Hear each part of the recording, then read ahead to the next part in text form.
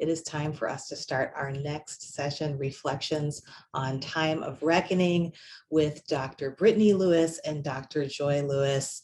So excited to hear from both of you today. So first, I'm going to tell you a little bit about our two presenters, and right after that, we're going to show a video clip that gives us a bit of the background of the kind of work they've been doing for years before the Time of Reckoning series was created. And then we'll get to talking about the Time of Reckoning with you all, so you can see how that kind of peace building and community with healing justice is working here on the ground in the Twin Cities. So first, I would like to introduce Dr. Joi Lewis, who refers to herself as a facilitator of liberation, that being social justice and healing justice, a radical self-care strategist, and when you put those two together, you have a joy instigator. Dr. Lewis is the CEO and founder of Joy Unlimited Coaching and Consulting and the Orange Method of Radical Self-Care and Radical Hospitality. She is the author of the very successful book, Healing: The Art of Radical Self-Care, and her work is deeply informed by her birthplace where she grew up, East St. Louis, Illinois, and she is grounded in healing justice. She is a body worker, but for the collective body, thinking about systems as well as individual bodies and how they interact. Dr. Joi holds space for the discovery of critical pressure points for liberation and healing from trauma through radical self-care. She's on a mission to put healing in the hands of anyone, anywhere. An unapologetic joy instigator, a healer for healers, a certified Kemetic and hot yoga teacher, and a facilitator of meditation and mindfulness. She founded the Om Community Coach Program in Healing Justice and offers courses, coaching programs, public speaking, workshops, retreats, and more to support healing as a birthright for everyone in our community. She has a daily practice of trying to live fully in her own body, walking that talk, and she claims St. Paul, Minnesota as her adult home in the Frogtown neighborhood. Welcome, Dr. Joi. So glad to have you here. We also have Dr. Brittany Lewis, who is a well-respected community-engaged qualitative scholar, thought leader, author, and professor. She is known for bringing those most often locked out of local decision-making processes to the action research table for the past decade. Dr. Lewis is founder and CEO of Research in Action, an urban research consulting firm, and she is also a senior research associate at the Center for Urban and Rural Regional Affairs, which is CURA here at the University of Minnesota. Formerly, Dr. Lewis was a Minneapolis Federal Reserve Bank scholar in residence and a visiting assistant professor at Macalester College in political science and American studies. She is the principal investigator of The Illusion of Choice, Evictions and Profit in North Minneapolis, a report that she co-authored.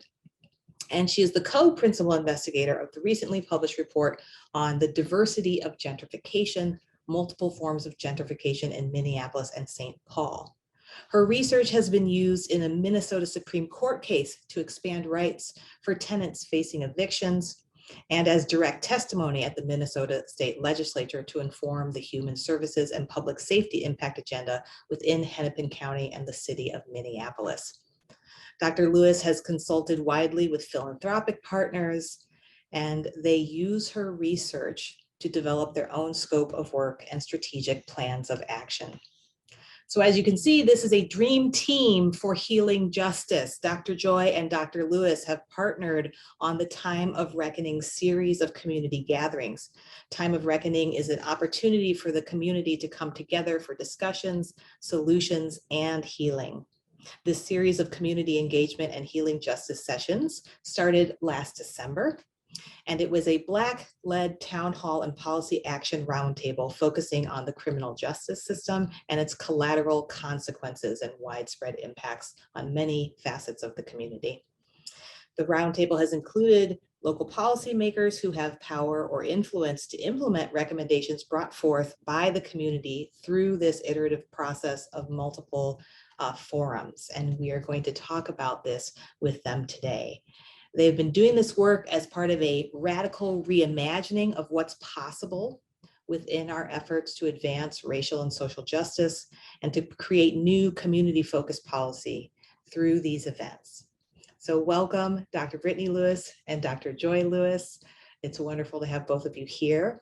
And before I start posing questions to you about Time of Reckoning, we're going to show a short clip, a 4-minute film from a prior project that Dr. Lewis worked on trusting Minnesota women, Black women and girls, that gives you a taste of the kind of work that Dr. Lewis and Dr. Lewis, Dr. Joi and Dr. Lewis have been doing for a very long time.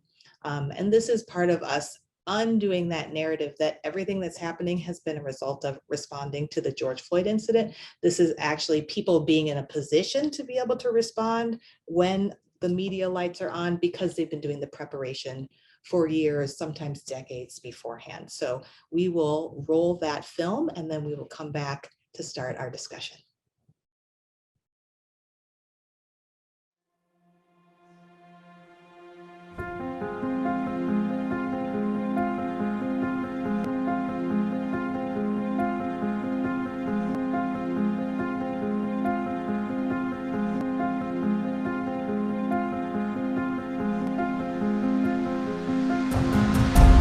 What led up to my mental breakdown was when I was homeless. I had the rapid rehousing appointment. I didn't want to tell her that I was abused in all those type of ways. I didn't want to tell her that I had a drug habit, that I was suicidal, you know, that I was depressed. I just didn't want them to think there was anything wrong with me. But I understand that was the mistake, because that's why I believe they didn't help me, because there was nothing wrong with me. What makes you think, you know, it's just the fact he's a Black man and you think all Black men got a criminal record? And I trust and I tell you, my son wouldn't have had his fingerprints taken if he wasn't stereotyped and racially profiled for 13 years. He had never been in any trouble on his own. They brought that mess to my son. I have big problems with the system because I don't understand what all this talk is for, because this is not part of the plan. So how do we go down deeper into politics and the history of why we're even sitting here right now? Because these people who are in power watching us from up there somewhere, and they can see us, I'm sure, hear all of this. They are watching this whole thing like this is some kind of game or something.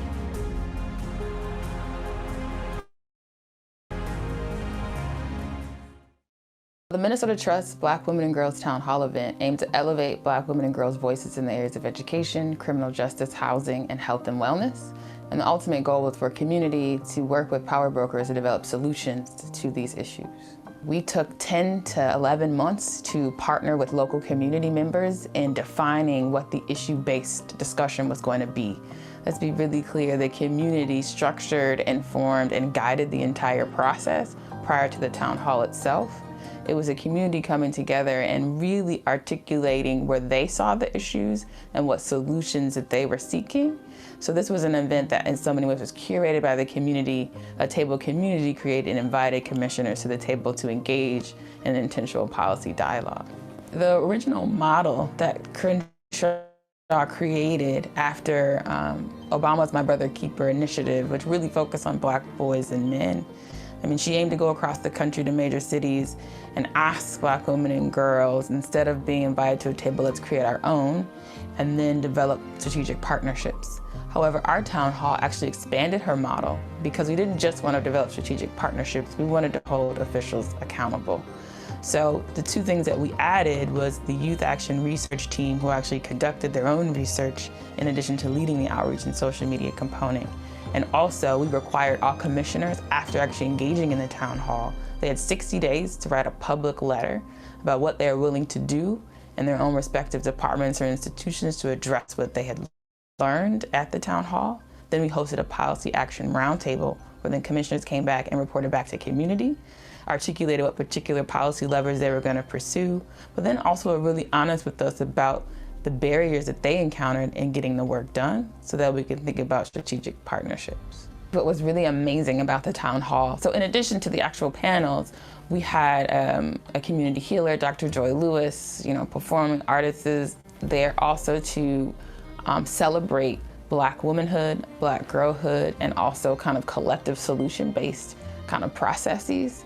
If anyone was there, we laughed, we cried, we hugged, and we celebrated one another. We celebrated one another for our courageousness, but also celebrated one another for really, I think, our willingness to come to the table and develop solutions in an intentional way.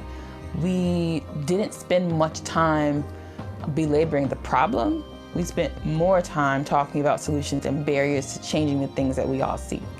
It's not enough to meet and have a conversation and listen. We're far beyond listening. This is why we called it Minnesota Trust, Black women and girls, because we've been talking. Now you need to trust what we're telling you.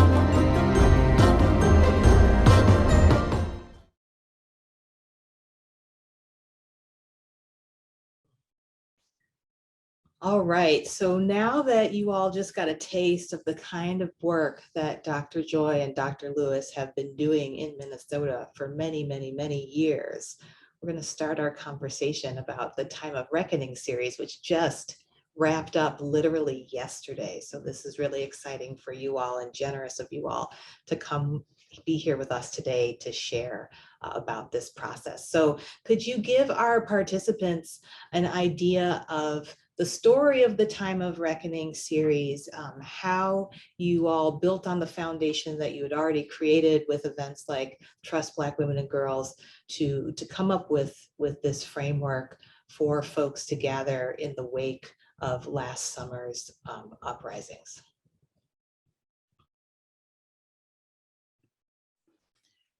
Thank you, Catherine. As you all saw in the video, this model that we used for the Time of Reckoning was not new. It was a model that we adopted from feminist scholar Kimberly Crenshaw, who was most well known for coining the term intersectionality, amongst other amazing things.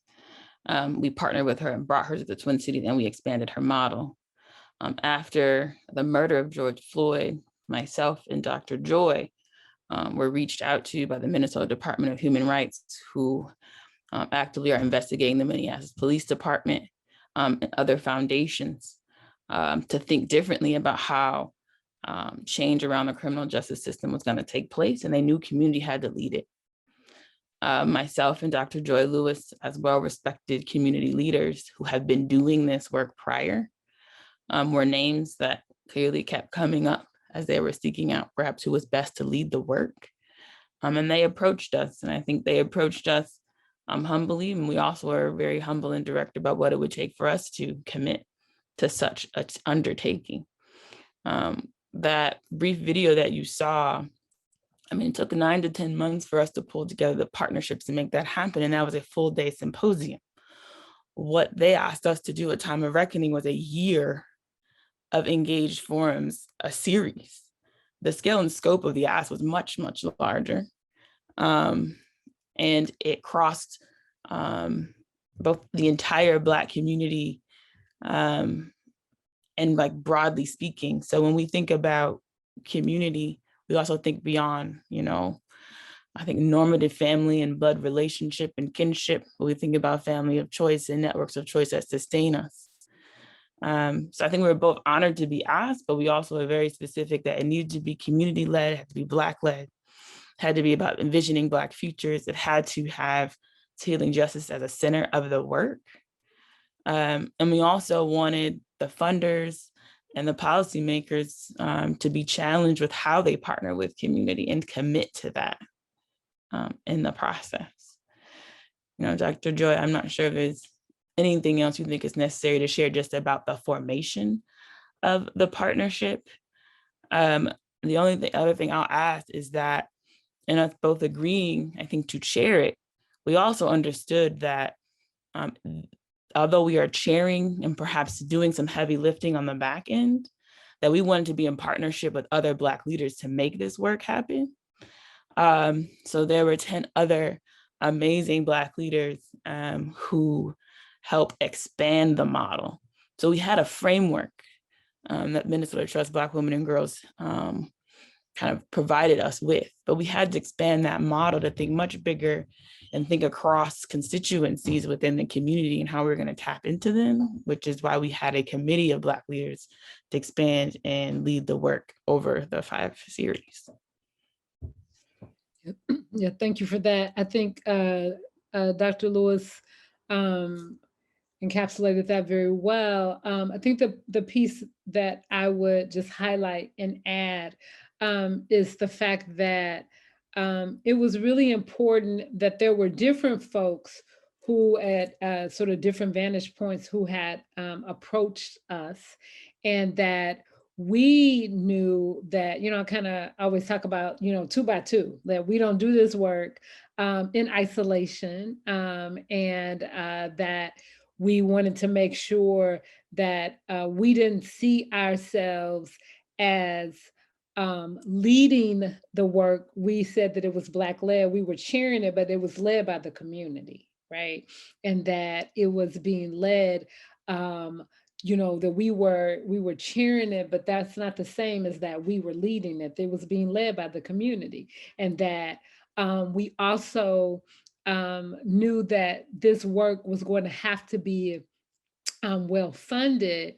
In order for it to be funded, though, we really talked about that there would have to be what we called a reverse RFP, meaning that the funders were not going to have to be they could not be in the position of actually setting the agenda, where then that they would say, okay, you put, traditionally there's an RFP that comes out, and then we have to, apply for funds to say, here are the agenda that's set out, and then we're going to have these outcomes. And we were like, no. We're not up for that. We, as the community, get to lay out to say, we get to decide what the agenda is going to be, and that we get to be in the position of saying, who are the folks that we want to invite to get to travel with us, right? As funders, because there has to be a different kind of relationship to make sure that they would be in right relationship with the community. And that's not generally how it goes, as you know, in these funding situations. That is usually the opposite way. That normally, when it comes to the Black community, particularly Black and other people of color communities, that is usually that funders or the position of setting the agenda. And we were like, no. The other important piece was that we were just not interested in some performative ways of saying like, oh, okay, we're gonna have these conversations. As Dr. Lewis often says, we've been talking, we're not interested in just sitting up talking to just be talking. It needed to be action behind what was happening. So we had the policy forum yesterday, and we'll talk more about that. But it was really important that policymakers and funders listened to community all this year, and then be prepared to come back at the end and say, what were the tangible things that they were actually going to do? And if they weren't going to be down with that, we weren't interested, because we did not want to set community up to just be doing some extracted labor, to have folks to just be putting out and re-traumatizing and telling stories, and not being actually moving forward on some actual actionable things. So that's what I would have to say about that. Well, I love what you both say to help open this up, because it connects so much to what we've heard from our previous speakers, thinking about how peace building requires not top-down solutions. We need to think from the ground up. We can't have people dictating from above.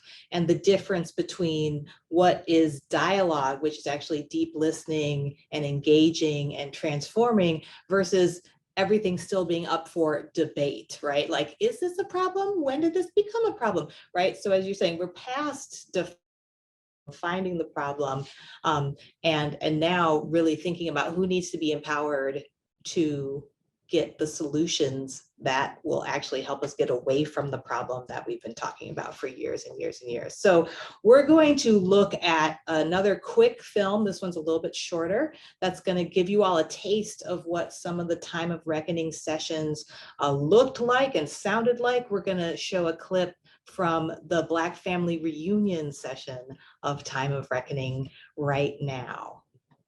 I just want to welcome us to the Time of Reckoning, the Black family reunion, y'all. Let's give it up for that.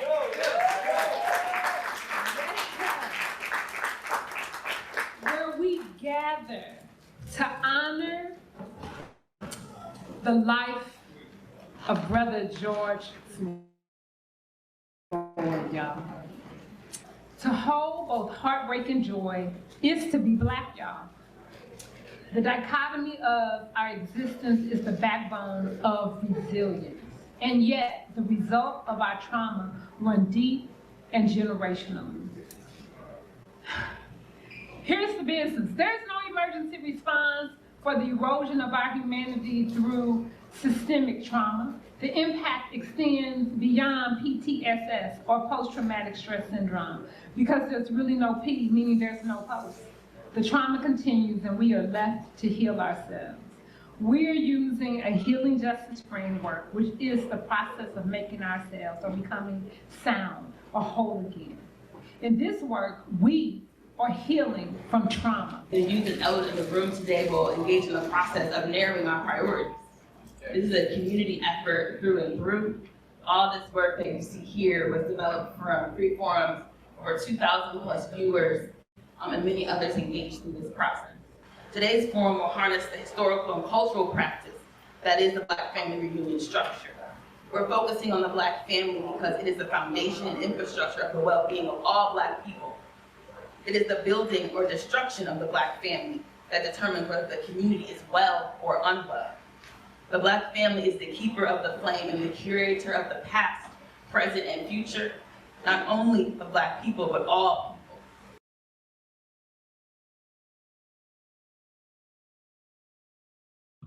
All right, so you can see how many people came for the live session, even in the time of COVID, wearing their masks, taking care of each other. And then also folks were able to be online as well to participate in that one, I believe.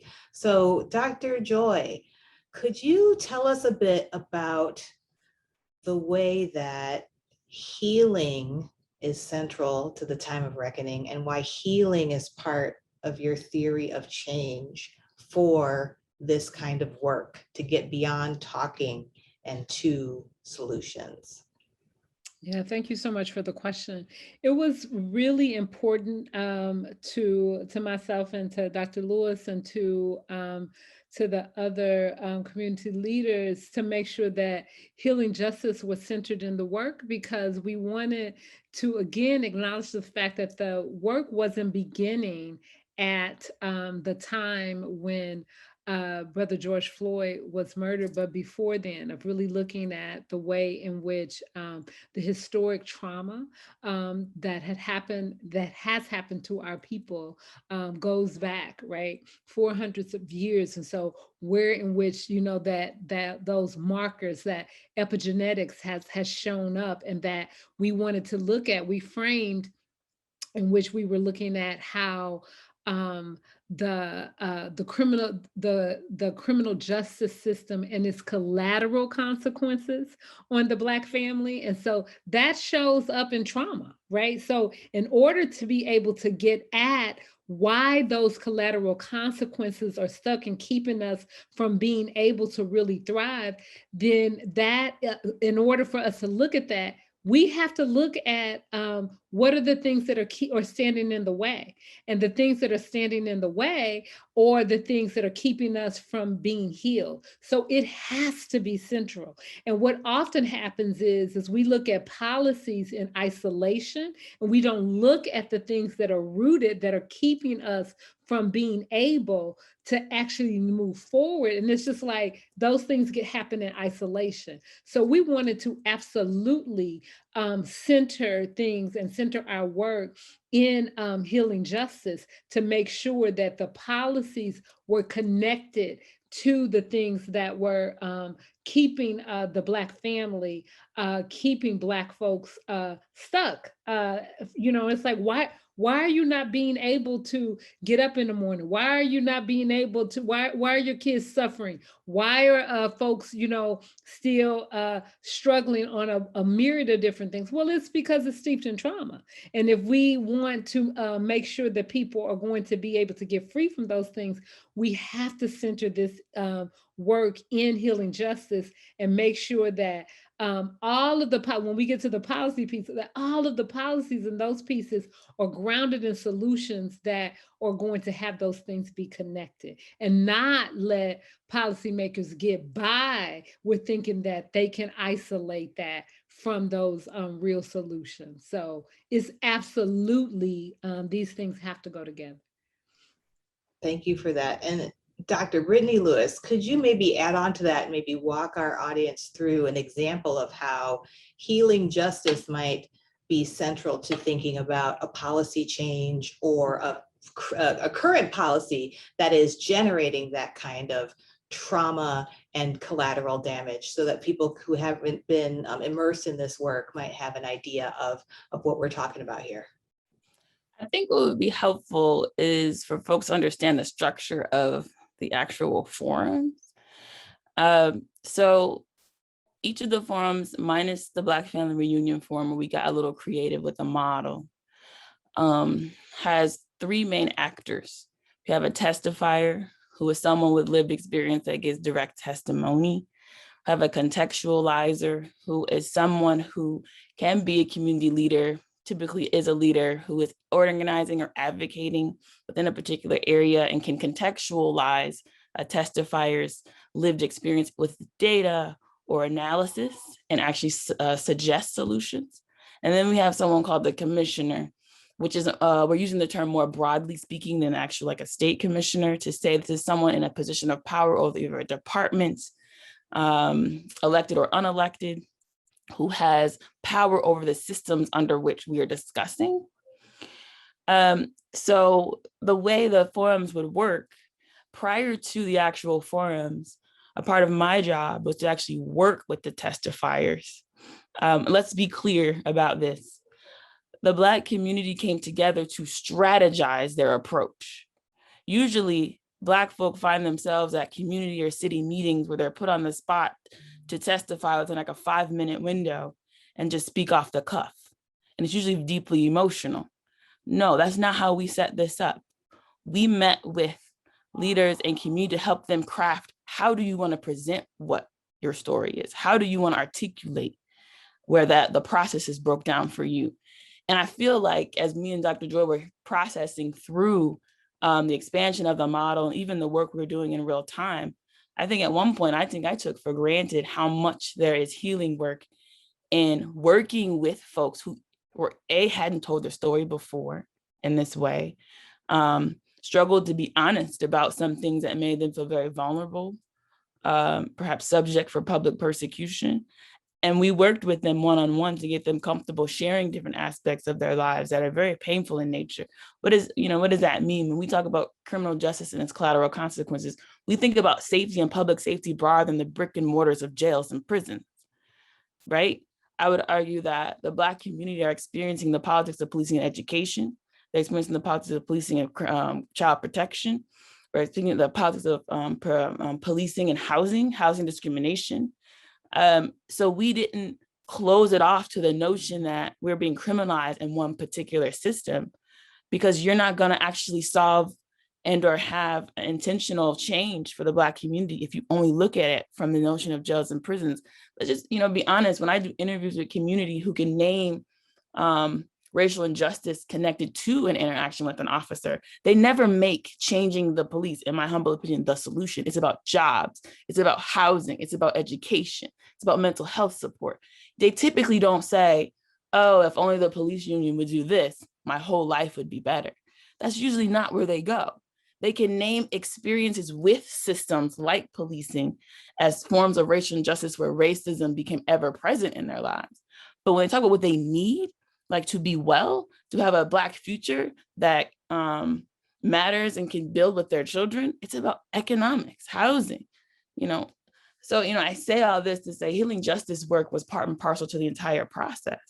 So getting them over, you know, the finish line to be able to present their stories, and then working with the contextualizers for them to get real steeped in real tangible change. We're talking about county systems, city systems, and state policies. I want practice change. I want policy interventions. I want specific bills. I want where the resources should be distributed. I had to help coach folks to think deeply about what is missing in their sectors, so there's education, folks that are working in and out of the mental health space, folks working in and out of human services. Process through where you see we are falling through the cracks. Name the department, name the practice, and let's get clear. We want to have honest and direct conversation. We also didn't want to be placated to. So when the commissioners came, that's the kind of conversation we were having. It was very intentional. And then the second portion of the forums would be breakout rooms. Let's also be clear, the Zooms were only for Black folk. That was intentional. So any ally or otherwise could watch via live stream. But the folks in the breakout rooms who would go in to then develop the policy-based agenda were folks of and from community, because that's who should be doing that. And we would produce reports after each of our forums that would highlight the policy agenda settings in about 5 different areas. And I might forget some of these, Dr. Joi. Invest, divest, healing, healing justice. I don't know if it was accountability or transparency. There are 5 areas in which we outlined where community were outlining what action items they seek from commissioners. Those reports are, you know, public online at the healingjusticefoundation.org website. And in the end, at the Black Family Reunion, we decided to change the structure a bit for the last official forum. And I'll also be clear, we structured around the Black family. So the first forum in December focused on Black women and girls. The second forum focused on Black men and boys. And the third forum focused on this notion of the village. I mean, that we build family beyond our kinship networks, where we talk about foster care, the realities of our, you know, LGBTQ youth of color who find themselves homeless and building family of choice. We really wanted to expand this notion of who family was and how we encounter systems, who falls through the cracks in these narratives of who needs support in the Black community. Let's just be honest, most of the narrative around Black change is very masculine in nature. This is why the Minnesota Trust Black Women and Girl Town Hall event was so transgressive in its formation, because when we're talking about Black issues, we make it a dichotomy between white and Black and men. You know, we make, you know, women are kind of presumably, we disappear in many of these narratives.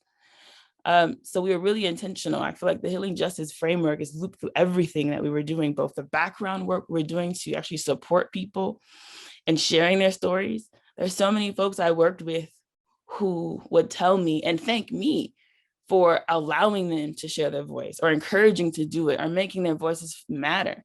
And every time someone says that to me, I say, no, you gave me a gift. Like hands down. And then in the sessions, Dr. Joi led a number. The information we would hear would be heavy. I mean, there's no way of getting around that. And if it's going to be reparative, that means we have to own the harms that we have done. And that's heavy. And Dr. Joi, we're honored to have her in this space to help us breathe through, ground, and be intentional about how we take in what is very hard to hear. And we don't want to not give space for that. I think what's really wonderful about you outlining the whole structure and the whole process is that it hits on all the terms in the subtitle for our symposium: healing, accountability, communication, empowerment, how all those are connected, right? You're empowering people by taking them through a process and providing the time and space for them to not be re-traumatized, to provide a place to land, a place to reground, not rushing them through it, not preparing them for what the situation when you finally get to the mic to speak might feel like, right? And sometimes I think particularly when crises erupt. People are so concerned in getting something done right now that they might not think about how by rushing it, they might be replicating the very same kinds of systemic harms where other people set the timeline, other people set the budget, other people try to fit you into the narrow lane that they've said you can occupy, versus completely tearing up the road and deciding, no, we don't need lanes, we need to open up the whole space. So you've created a really powerful model, I think, for our audience that aligns and resonates with some of the presentations we've heard earlier from Dr. Tolfree, from Dr. Davis, about what it does mean to repair, to do restoration work.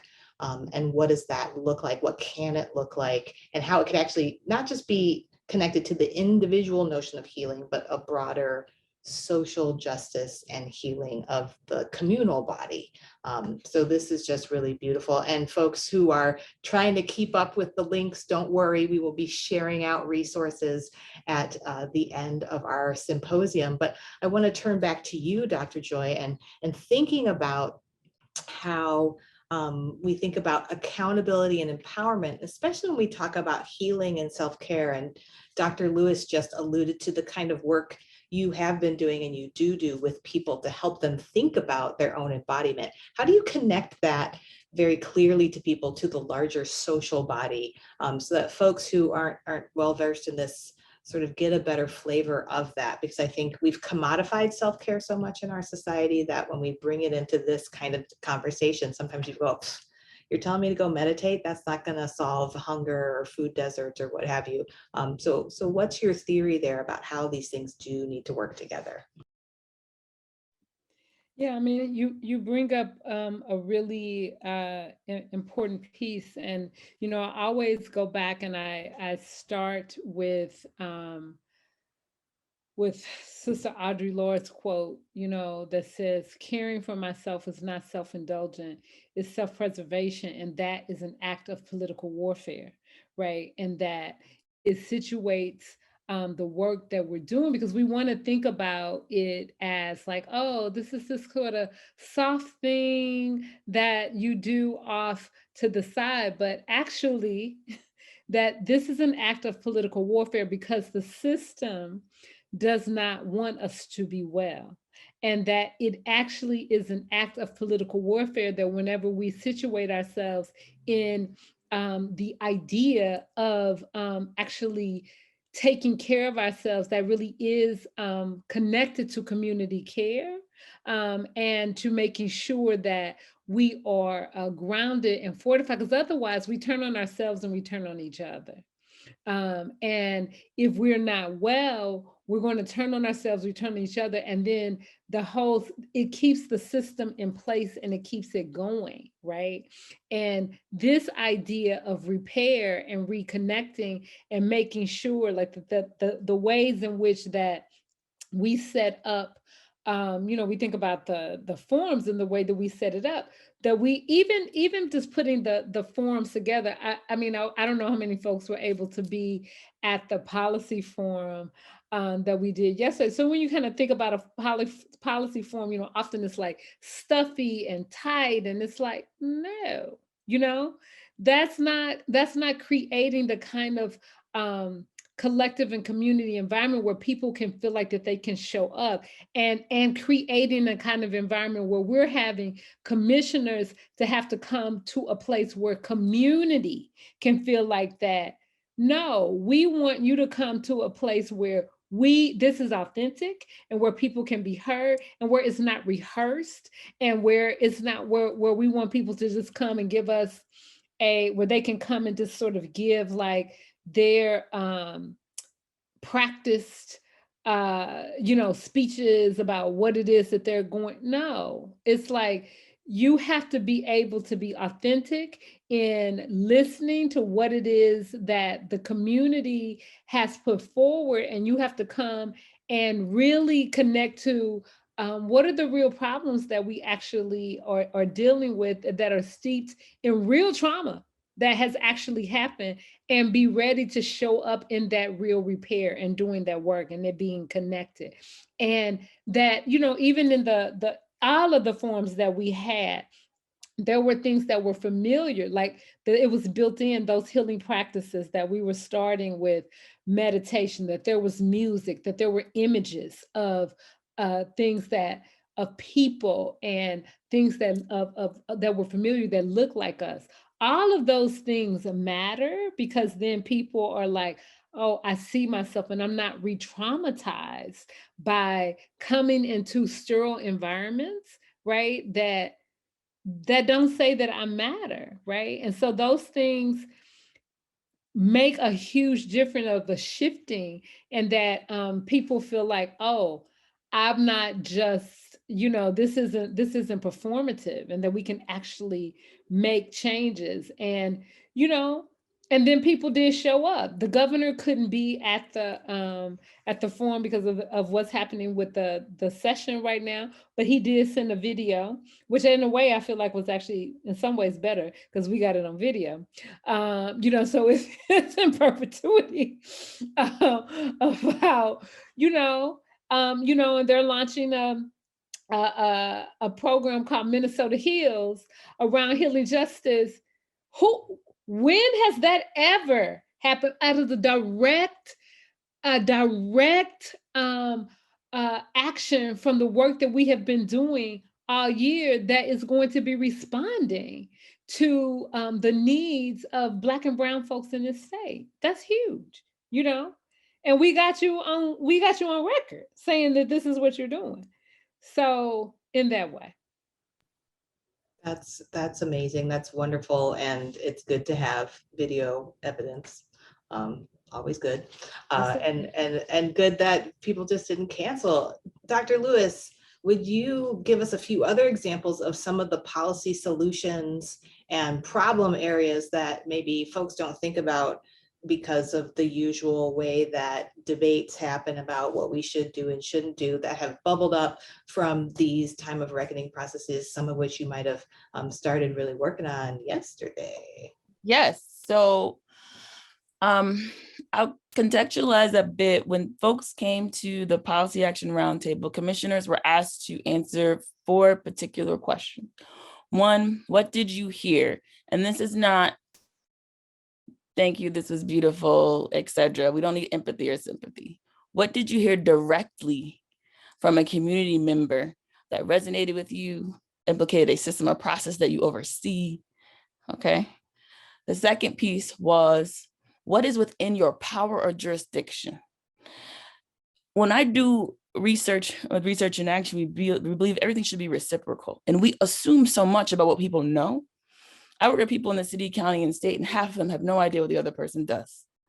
So we also want the commissioner to also give some knowledge, because we assume something about a figurehead in a role and don't know maybe what they actually have control over and or who they need to partner with to make things happen. So they were asked to explain that to community. Then they were asked, in your budget, what are you willing to shift? That was a direct question.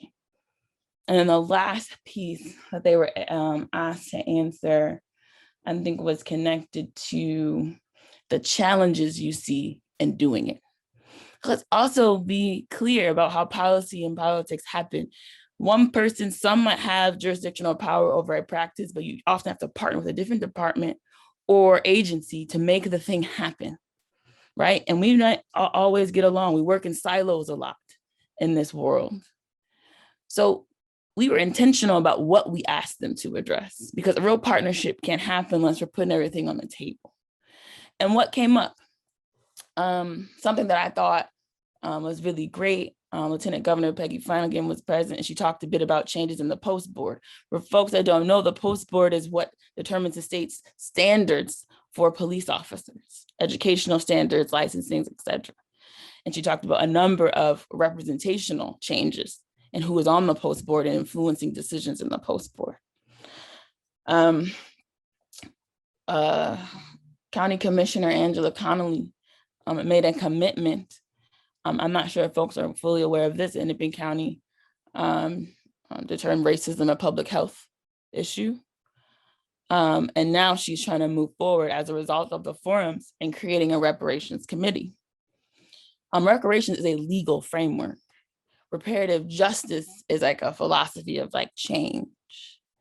Those are different things. We had the Commission of Education present to talk a great deal about their investment and reimagining some of what's happening with discipline across the state. We had the director of D, which is the Department of Economic Development, talk a great deal about a current commitment that they made. They talked openly about the gaps in employment, that they are fully aware and that they made a goal to close that gap by 50%. And he illustrated what that might look like for DEED. I'm trying to think other folks that kind of stuck out to me. Attorney General John Choi of Ramsey County, the attorney of Ramsey County, he talked about, which I thought was great. There's a direct correlation between low-level traffic fines and petty misdemeanors that come across his desk all the time. He said, we decided that we will no longer prosecute any of these. He outright said their department is no longer going to prosecute traffic violations. They're going to send them back to the police department. This came out of our forum work. This was a direct response to what community were raising up in the agenda items that came out of our reports. It's now up to us as community, I think, to hold folks accountable to this, track this, and support this. We're super excited about what Commissioner Connolly is forming, and we'll be a part of that. I'm working with Attorney General, John Choi on some bail reform efforts, and I will definitely be following up with him about this change to not prosecute traffic violations anymore in Ramsey County. And again, they wrote public statements and it's recorded, as Dr. Choi so noted. But we had to get support all the way from the governor's office down to support this effort and the structure that we created. And they have been open and public supporters of the work.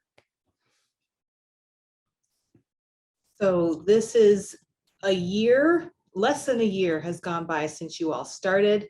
Of course, the foundation was set many years before with the work you had been doing in and with community for years and years and years. And so taking advantage of the moment and flipping the scripts, being really clear, I think for our audience, communication and accountability, what wonderful suggestions and strategies are demonstrated here about being very intentional about the kinds of questions you expect people to answer, empowering people to ask different types of questions that what might be set by the agenda by mainstream media or already elected officials, and also thinking about the kinds of civic education that might be involved in peace building processes. I was really struck, Brittany, when you said so many people, even within the government, don't know what other people in other areas of the government are doing, let alone,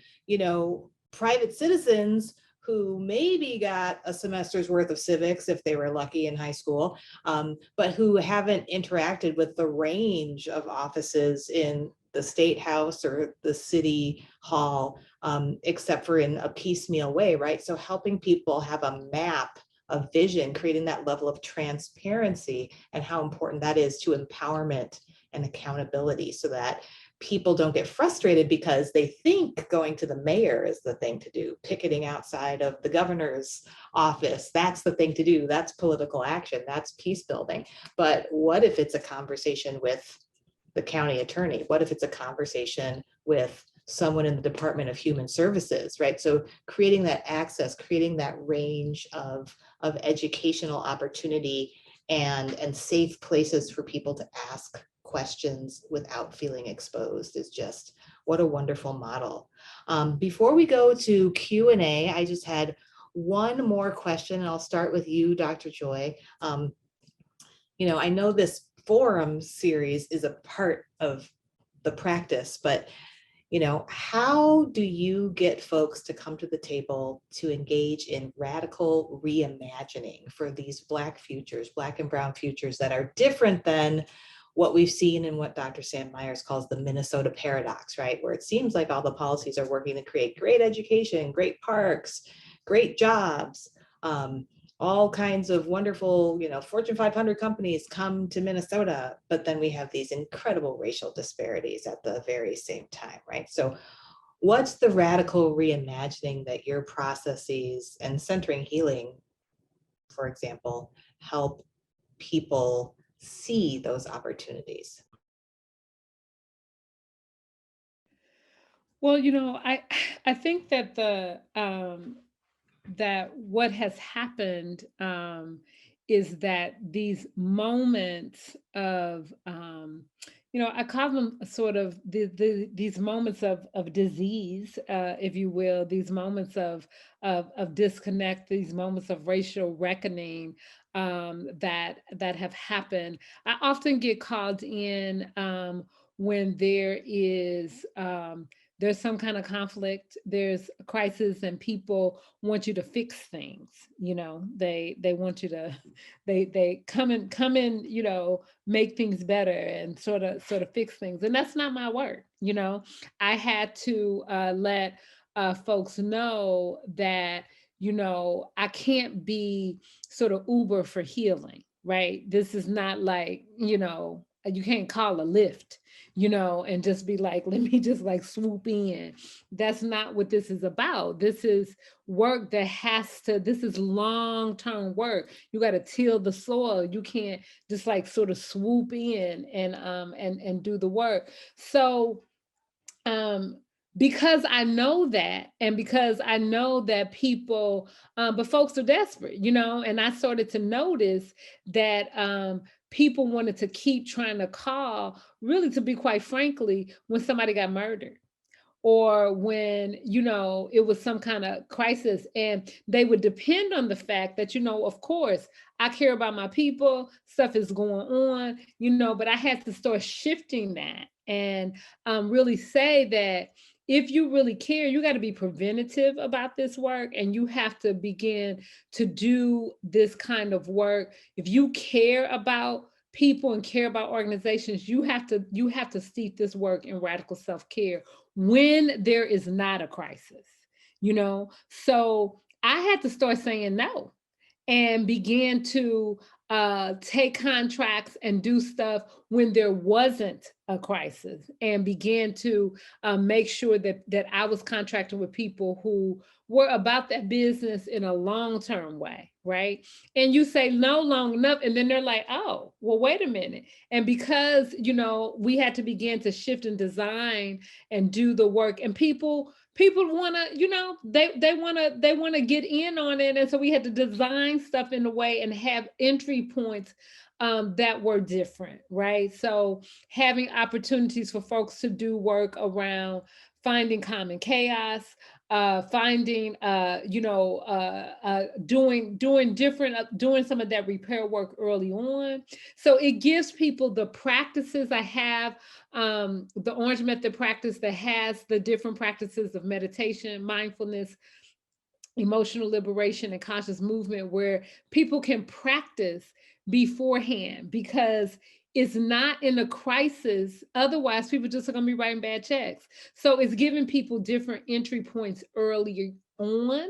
And so whenever you come to a crisis, certainly there are times when you need to have some of the crisis work, but that cannot be the model. And I had to shift and not keep showing up in those kinds of times and being available. And that's something that I would say, particularly to Black and brown folks who are don't always be so accessible to people, because if you're constantly being that person who's accessible in those times of crisis, people will keep coming to you in those kinds of roles, and they won't do the hard work of doing the preventative work that needs to be done. And you have to learn how to say no so you can actually put in the work. And I think that that's part of what Dr. Lewis and I did by setting up this model of saying, no, we're not going to find ourselves in this kind of crisis intervention when we know that there has to be this longer term model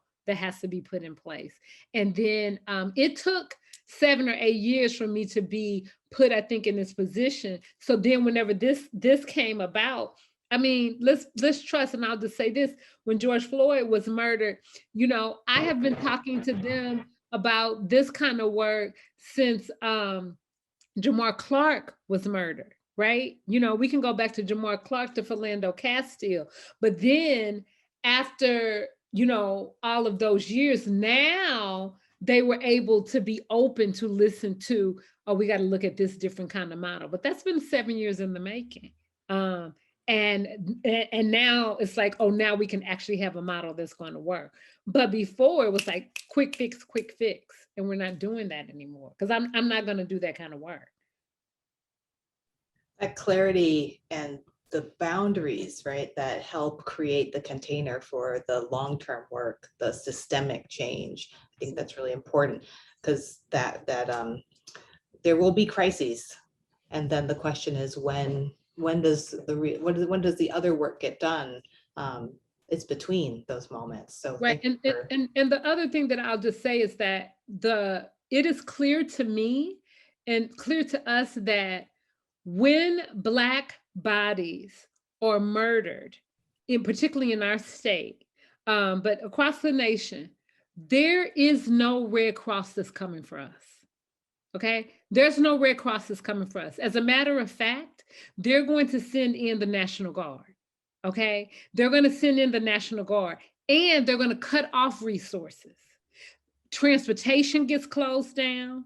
You know, grocery stores get shut down, resources get taken away.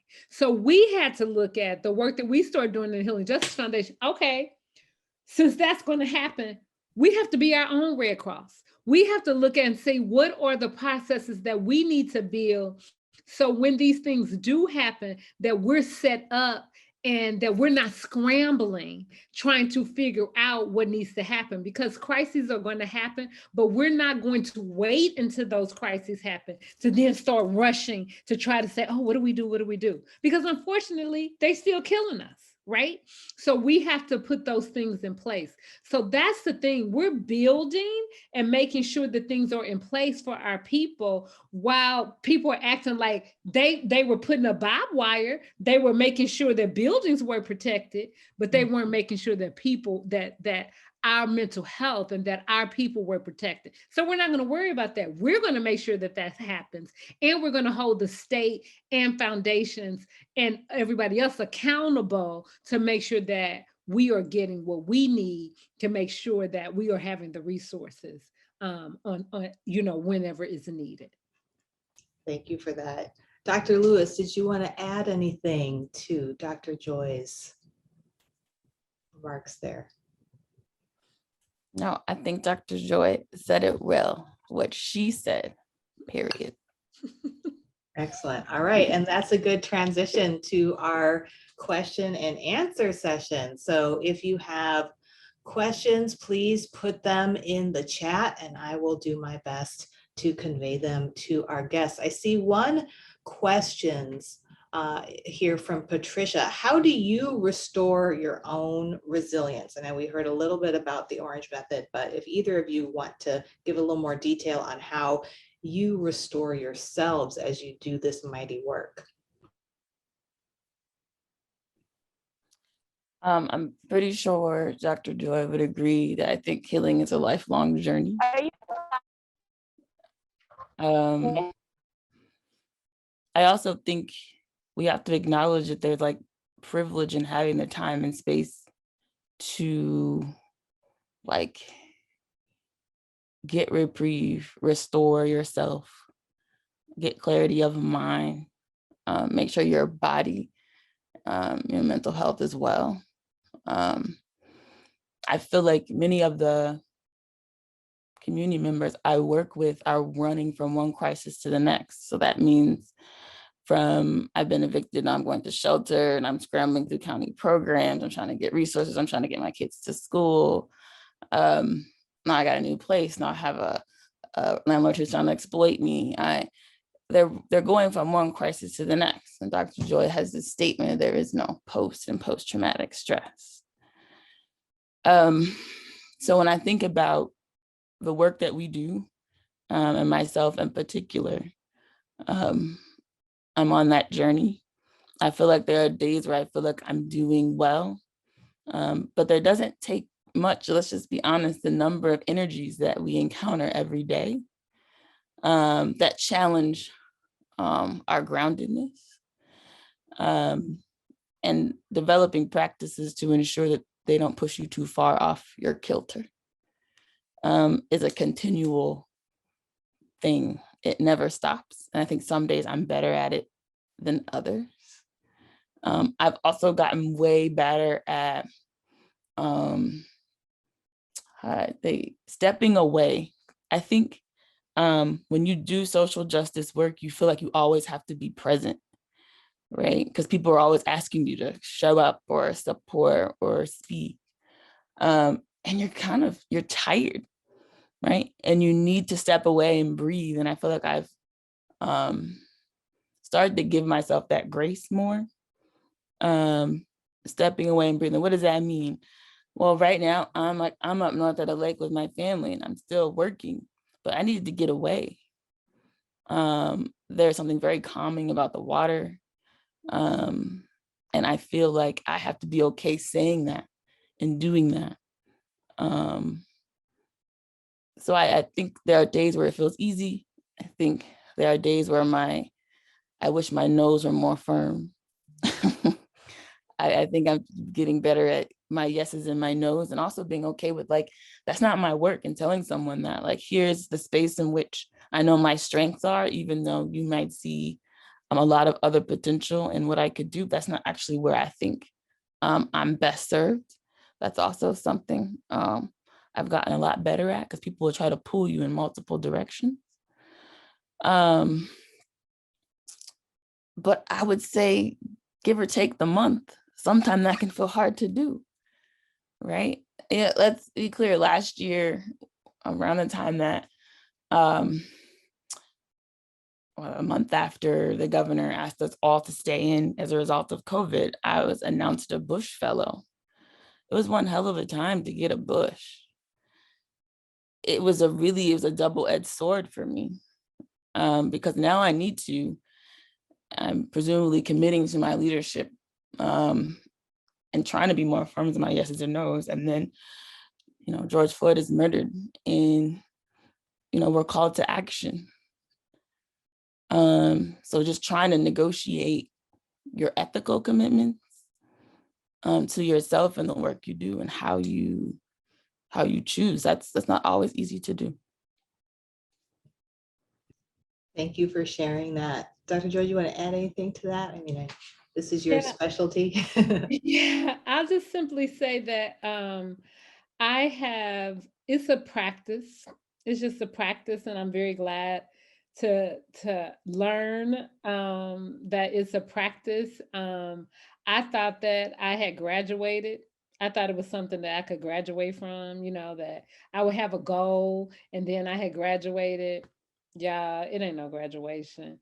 And that's okay. And so, some days I show up and I'm like, I'm jamming. And then other days I'm like, ooh, that was kind of raggedy. And so, Dr. Brittany and I talk about this all the time. It's like, ain't helping nobody being a raggedy revolutionary, right?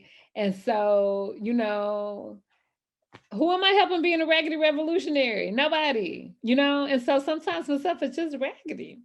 And so, it's like you get the visual of just when you're just raggedy, and so I try not to be a raggedy revolutionary. And sometimes we get really rewarded for that, right? Oh yeah, I'm doing all the things. Well, I ain't trying to do all the things. People be like, you're doing the most. Sometimes I'm trying to do the least.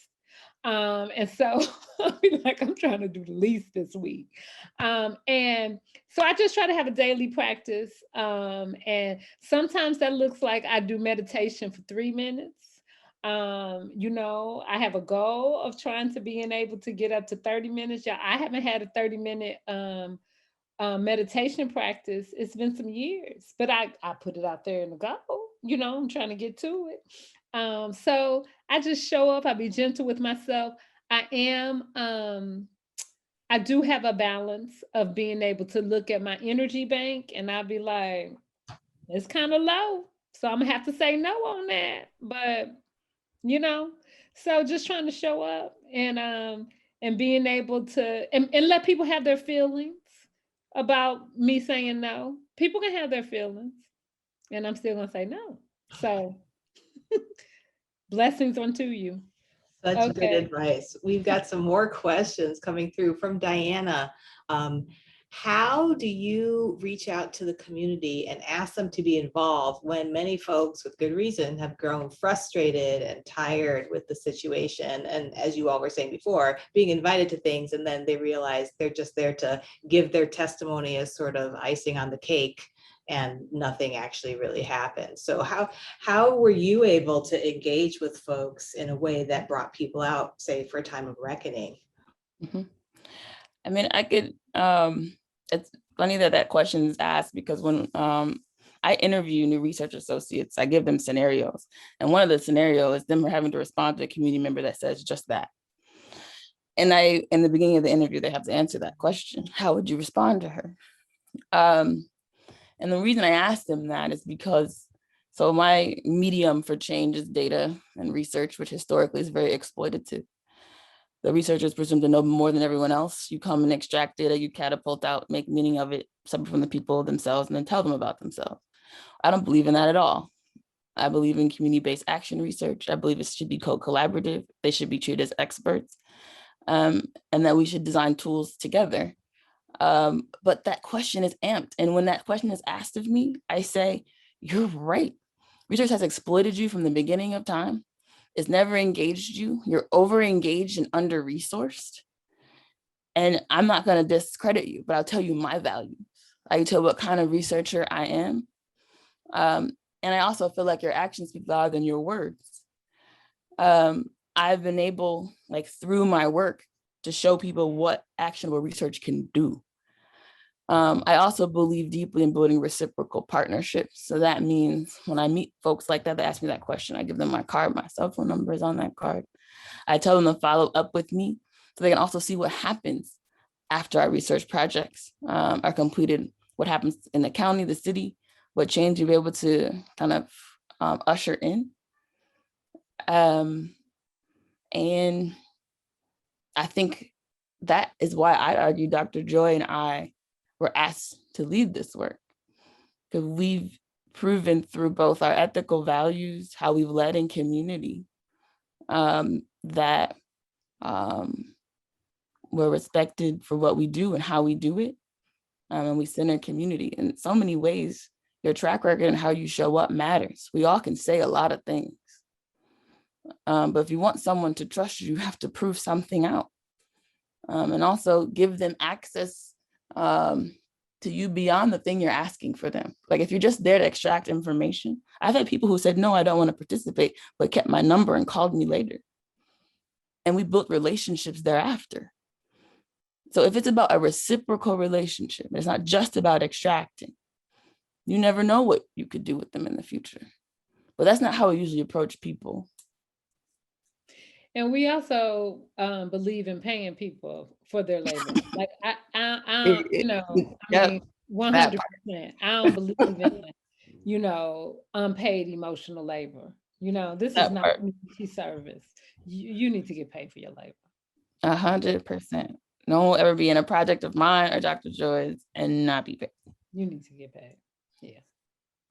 I think particularly for the students and faculty on this, in this community here for the symposium, this is such an important question, is to really have that moment where you ask yourself, why am I asking people to be involved in this initiative?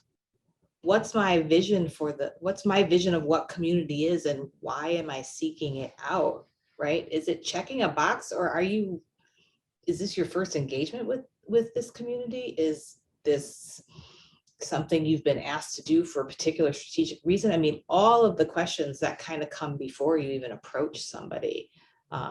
We have two very engaged people here who have a long track record. So for folks who are just starting out, this question is a very important one and deep one. And so how to think about the ways you already connect or have never connected with a particular group of people, and why that is, and why there might be something that you need to change in your own practices so that that's no longer a true statement. And then how you deal with the rejection when it comes is another part of it. So thank you both for walking through that. We have a question from a graduate student, actually, who's thinking about the university as a space where harm has been done, and wondering, and both of you have experience in the academy. I didn't say this in my introduction of Dr. Joi, but she was formerly a dean and had a long career in higher education. And of course, Dr. Lewis is a graduate PhD here of the University of Minnesota and working in Cura. So what do you think about people trying to do work within the university, given its investment in white supremacist capitalist patriarchy? Should we even put energy in this work, for example, or focus on what we can do for each other, particularly as a community of graduate students, or should we be doing something else entirely? So that is a question from Bree to you all. So given your experiences, what advice would you give? When I was a grad student at the University of Minnesota, I started with another grad student in the Feminist Studies Graduate Student Association.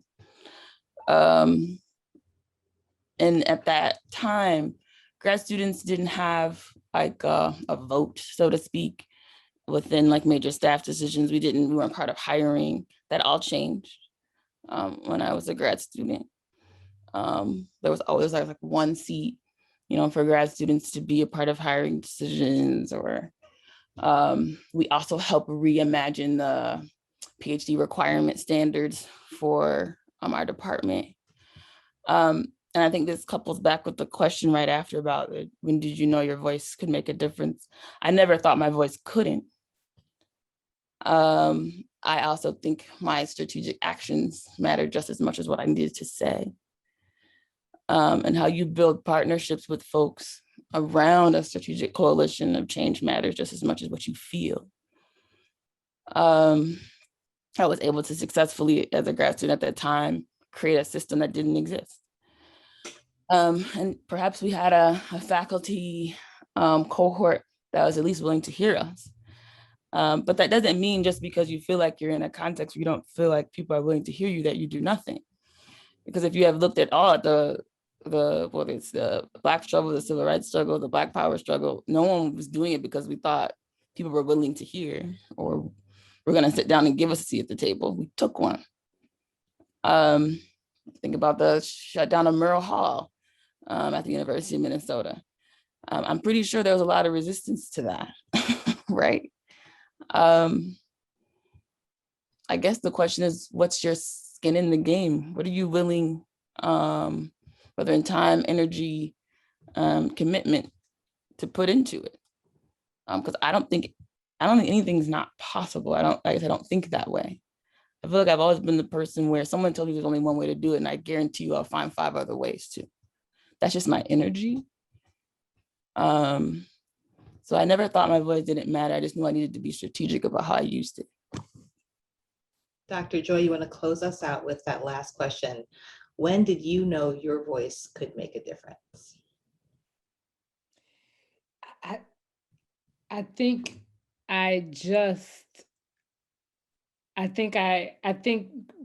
much like what Dr. Lewis said, I think I come from a tradition, from a community, from a people that it's like, I didn't have a choice. It's like, it has to, right? Because if my voice isn't going to make a difference, who else is going to come for us, right? So we gotta do it, I can't be waiting on anybody else. Like, we are the ones that we've been waiting on. So I'm like, I can't be waiting. So we gonna have to just do the thing. So I think that growing up in East St. Louis, you know, coming from a tradition, coming from a city that other people wanted to think didn't matter, it was like, oh, we matter, you know. And so therefore, it's like your voice matters, you know, period. And you don't have to wait on somebody else to give you permission. And I don't care what they look like or what they say or whatever. We're going to go down, and you just have to go. Even just like on this last question that Dr. Brittany says, like, what's the request? You just got to come and say, like, I'm not going to wait on your permission. And just because you say that it doesn't matter, whatever, you know, I'm going to keep, we gonna do this thing. And you don't get to decide, you know, who are you? You know, you don't get to decide. You know, we decide that we matter. And so therefore, that's it, period, dot. And you know, I'm not waiting on them to give me permission. Then we would never be here. That's ridiculous. So, you know, here I am as the, you know, the final thing is like, yeah, I had a 25-year career in higher ed. And you know, they didn't want to think that they didn't want to think that it mattered. I thought I was going to be a college president. I saw behind the curtain, see that they didn't want to act right. Okay, then I left and I created 2 organizations where I could decide that I was going to be my own president. I don't care. You know, I just make it up myself. Who are y'all? I ain't got to wait on you. That is some radical reimagination in action right there, right? Building the world that we don't have, the world we deserve, the world that would be peaceful, right? Peace building is an act of imagination, and it doesn't have to be all serious. It can be really engaging and creative and life affirming, even as it might be one of the most difficult things that we undertake. But as Alice Walker wrote, right? Struggle, right? The joy in struggle, right? Resistance is the secret of joy is one of my favorite phrases, right? And so as we work together, as we all learn from each other, I just thank you, Dr. Joi, Dr. Brittany Lewis, for being with us today.